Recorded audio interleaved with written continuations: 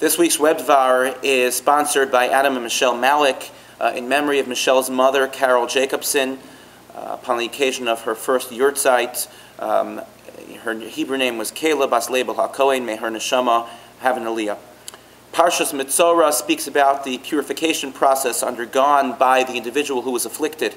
Afflicted either on their skin, or afflicted on their clothing, or afflicted by their home. Their home is afflicted. And we're told that Zos Tiyeh Toras HaMetzora, this, meaning this Parsha, discusses the Torah, the laws of this Metzora. And it's interesting to point out that that word Tiyeh, should be, seems to us to be in future tense as opposed to just being in present tense. And the Shem Mishmuel wants to understand why that is the case. The Metzora is dealing with all the laws of the Metzora currently as one is facing the affliction. After the affliction is over with, it's over with.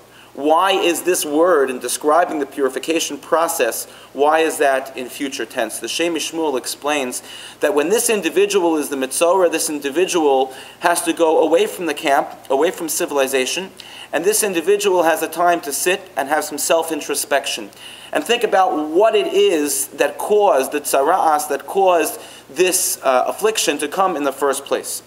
Our rabbis explained to us that there are a number of possibilities, most notably Lashon Hara, speaking evil about other people.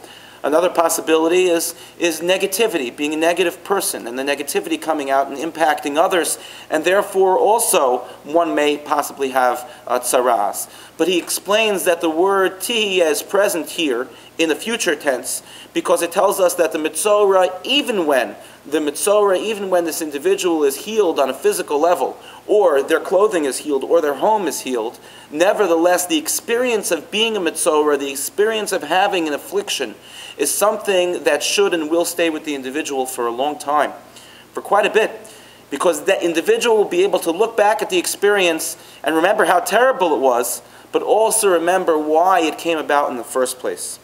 So he says, the Shem Mishmuel, that it should be tamid, it should be constant in the individual's mind, in the person's mind, the person who went through the experience, so that the person could look back at the negative experience and say, as bad as the experience was, at least I walked out of the experience learning more about myself, learning more about my character traits, learning more about the negativity that I spread to other people, and trying to improve on who I am and who I could be in the future. I think it's something which is a very practical and real application to us in life. There are plenty of times where we've all run into trouble with something that we've said.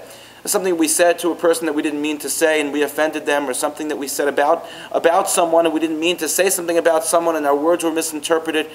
And from each experience, which ends up being a negative experience, we have to take something away in order to apply it in the future in a positive sense, in order to be able to learn from the negative and hopefully improve on ourselves and in our lives and become more positive people.